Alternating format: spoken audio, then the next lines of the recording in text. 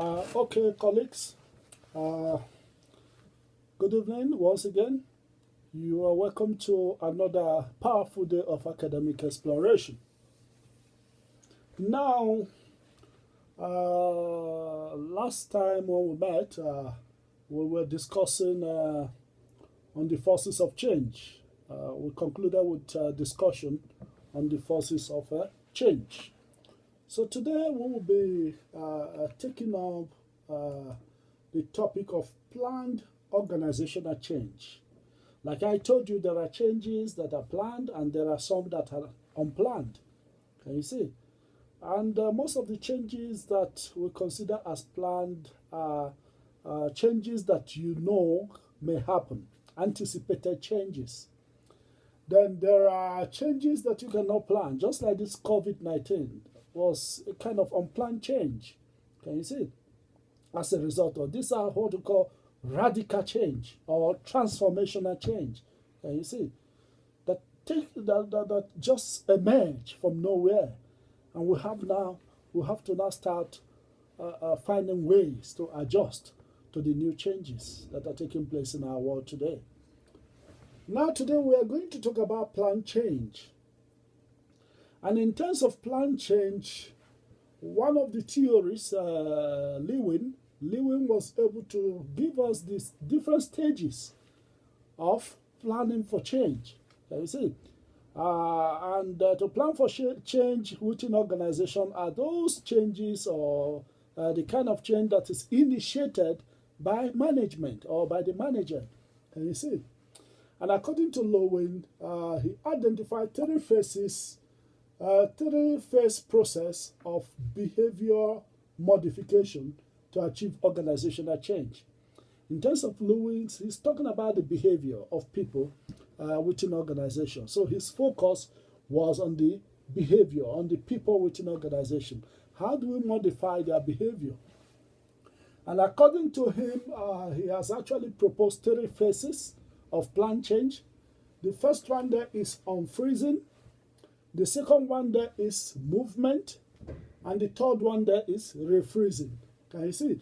I will expand on this later on in some of from another textbook that of Robin and George, one of the pioneers, top pioneers in organizational behavior. That is Robin and George. It's an American author. I'll give you a diagrammic presentation of the unfreezing, movement, and of course refreezing. And in terms of unfreezing, what Lewin actually referred to unfreezing is reducing forces which maintain the negative behavior or the behavior that you intend to change or you are intending to change. Can you see? Then of course he said movement. Movement simply means development of new attitude and behavior. Can you see?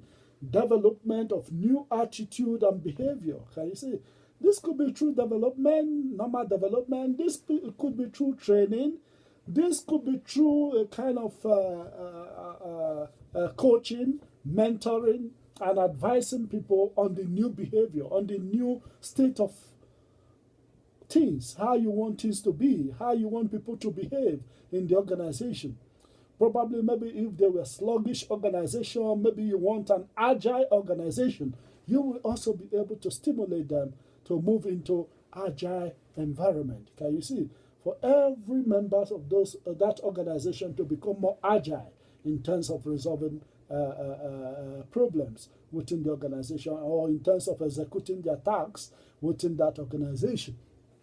Now, in terms of refreezing, what it simply means is that you need to stabilizing change. Once you have proposed, initiated a new behavior, once you have initiated new development, there is a need now for you to refreeze. Can you see? Because if it is not refreezed, there is tendency for people to go back to the status quo. Can you see? Because naturally, human mind is hardwired. Can you see? At times, we may propose change, but there is every tendency for people to always love old ways of doing things. So refreezing is stabilizing the change that you have proposed or that you have initiated. Is that clear? That is what refreezing is all about, you know. Now, in terms of the Lewis model, I think it would be, of course, imperative to talk about it a little bit, but let me just expand on it on another slide. That is from Robin and George. But let me just move first to demarcate some other authorities that have actually expanded on the Lewis model, both from our current slide and the slide of Robin and George. Can you see? Now, in terms of the stages, I think French, Katz, and Rosenwig refer to 8 specific stages of the plan change effort related to the above process, that is Lewis process. So Franz, Katz, and Rosenberg has, because Lewis was one of the earliest pioneers in terms of plan change, planning for change. So according to French, Katz, and Rosenwig, they said the unfreezing relate to the stages of 1, problem identification, identifying the problem within the organization, and 2, obtaining data. Can you see? That is actually the process of unfreezing. Can you see?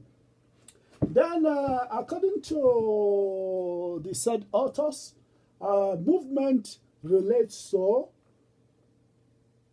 stage 2, which is, of course, obtaining data,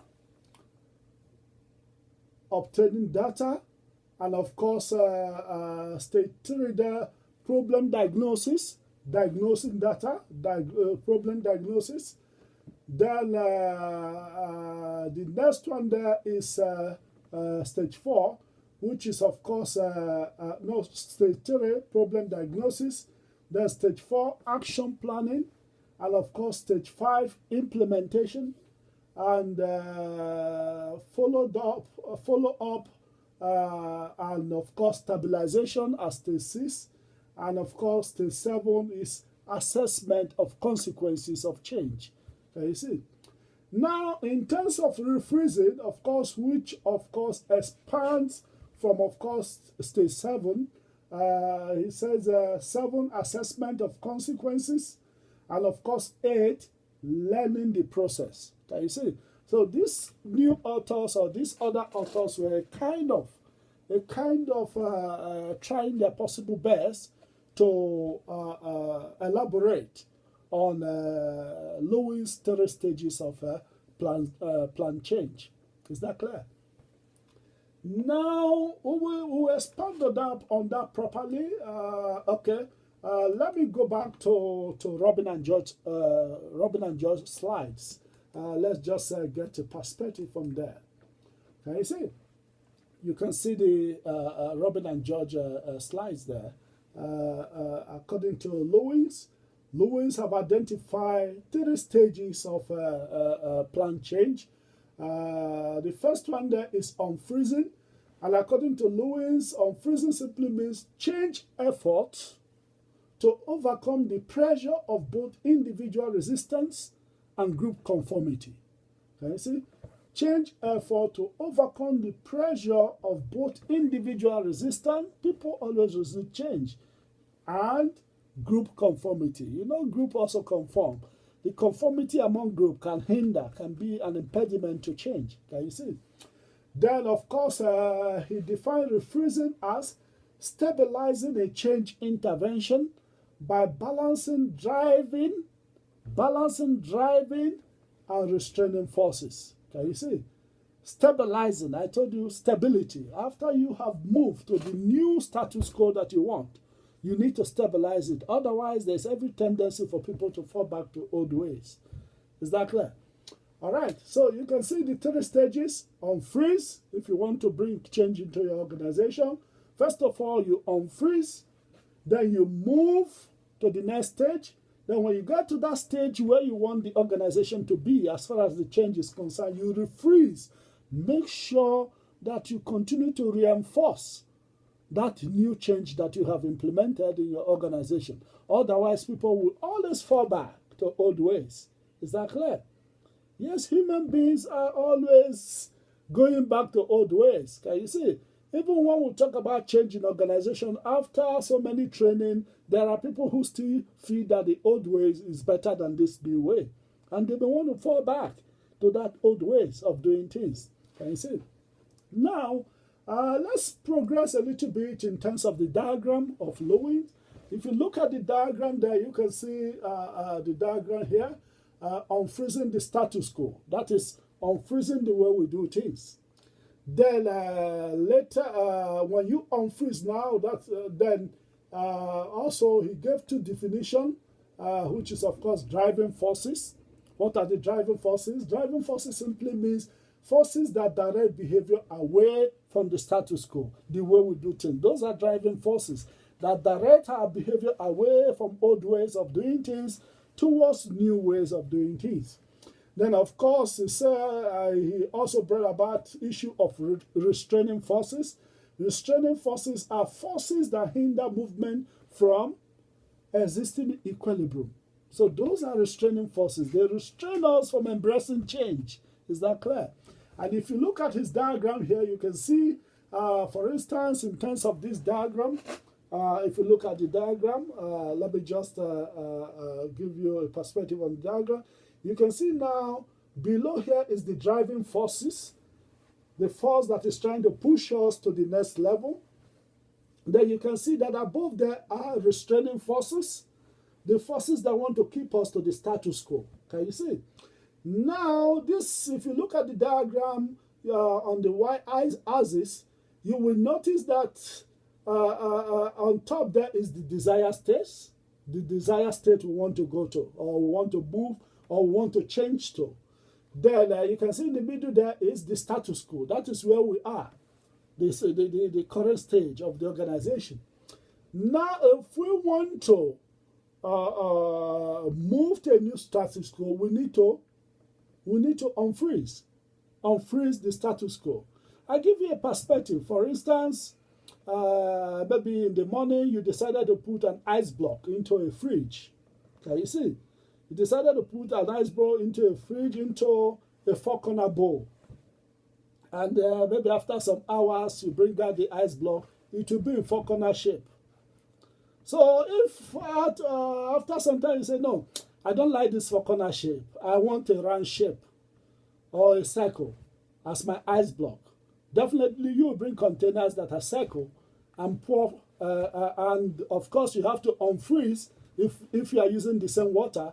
Unfreeze the block that was in four-corner shape, and when it is unfreeze, you pour it into the circle shape container. Then you put it back into the fridge. Can you see?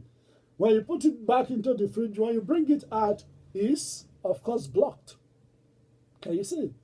It's blocked and now in circle shape. Can you see?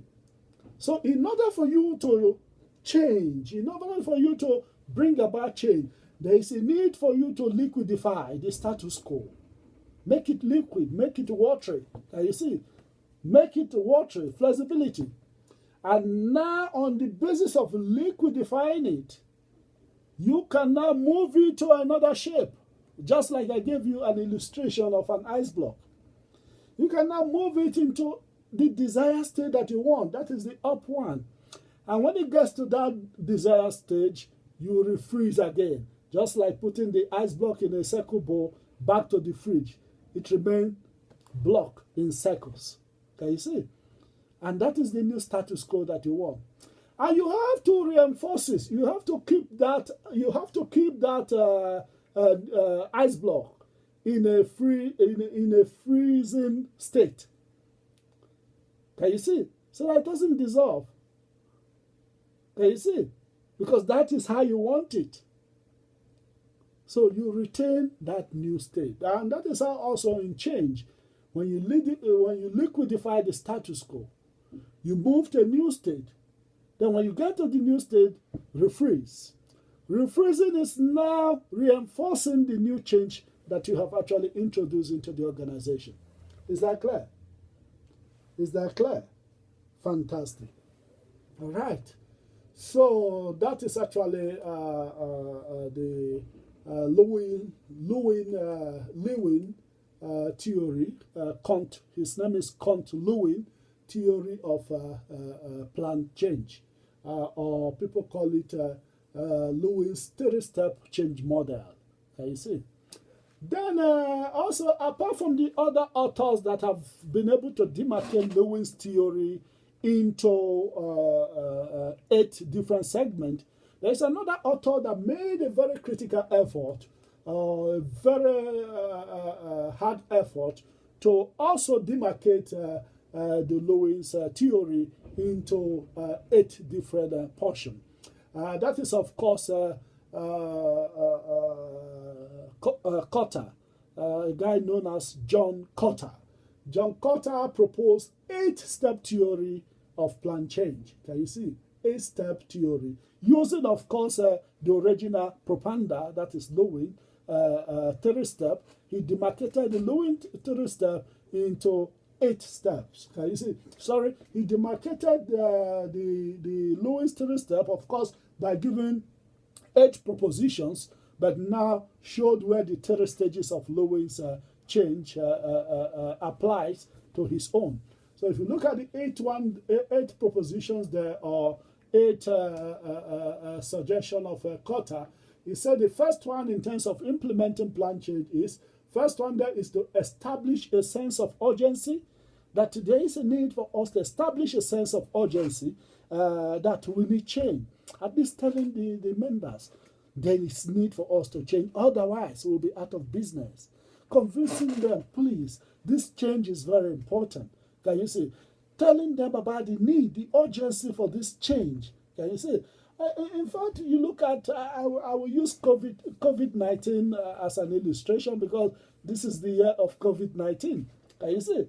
You can see how every day the president, Cyril Ramaphosa, is every time pleading to people to respect the lockdown, to adhere to the rules, to always, all these things he's doing, all this effort he's doing is to tell us the urgency to abide by those rules. Otherwise, we will be in critical problem.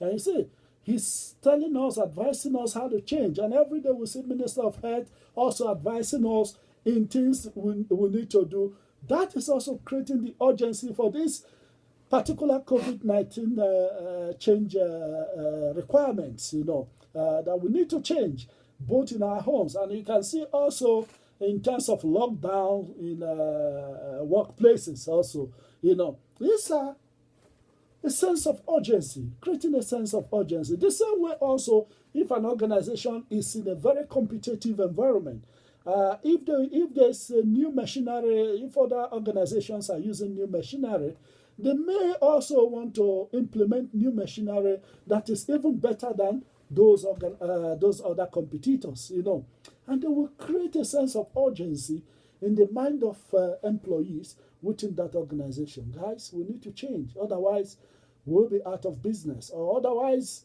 we will lose all our customers, or we will lose our market shares. Can you see? So these are examples in terms of Cotter's model. First is to establish a sense of urgency.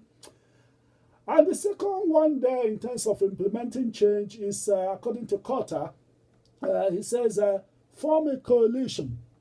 Form a coalition. Can you see? Form a coalition is to look for those who like change and those who can embrace change. And this coalition can become part of the change leaders of that change. Can you see? You don't have to bring those who discourage others from embracing change. You first of all form a coalition. Those build a coalition, those who support the change, and those who are willing to embrace change. This coalition now will be the change armies. Let me use that term. Those who will actually drive and support this particular change that we're talking about. Now, of course, the next one, which is number 3, according to Cotter said number 3, create a new vision. Create a new vision. Of course, every organization has a vision. They have where they are going to. If you want to bring about change, certainly the old vision and mission have to be altered.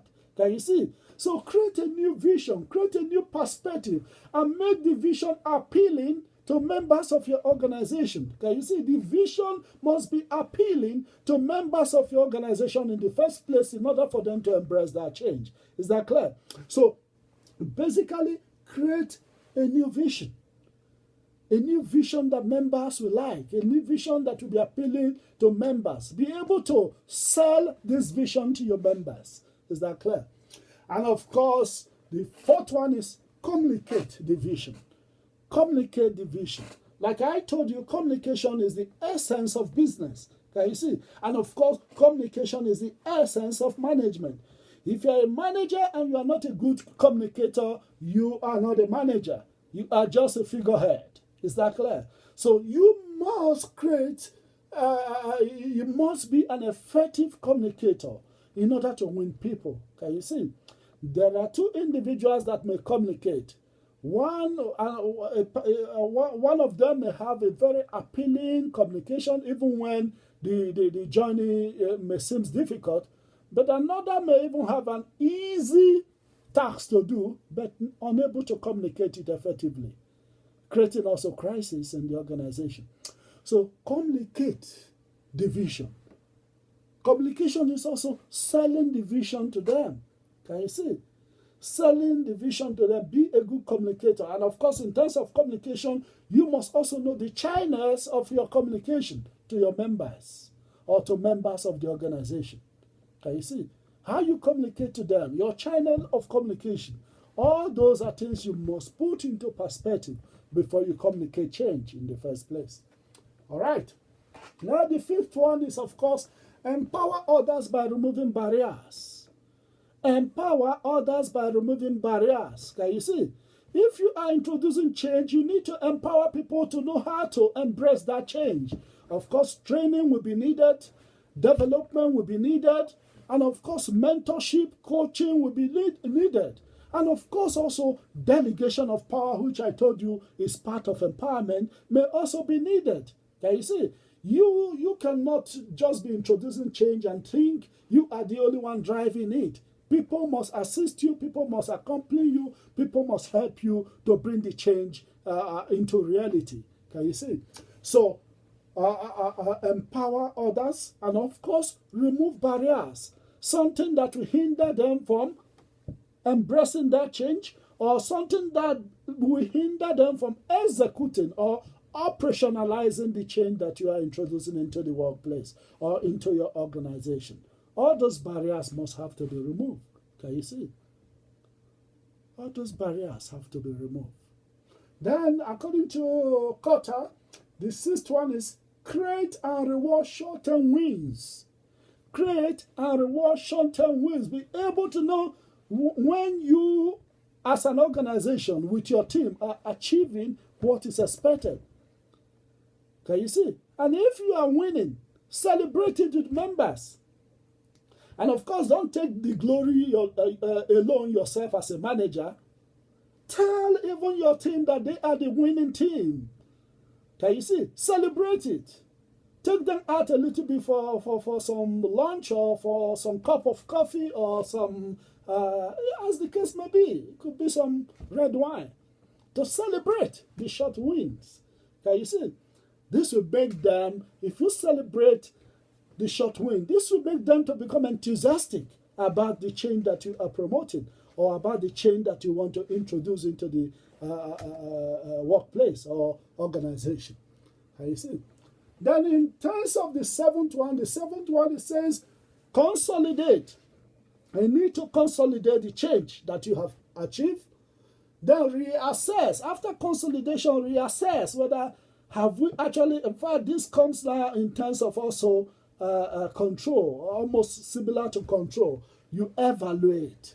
Reassessment is evaluation. You reevaluate. Have we really achieved the actual thing we intend to achieve? Have we really achieved our target?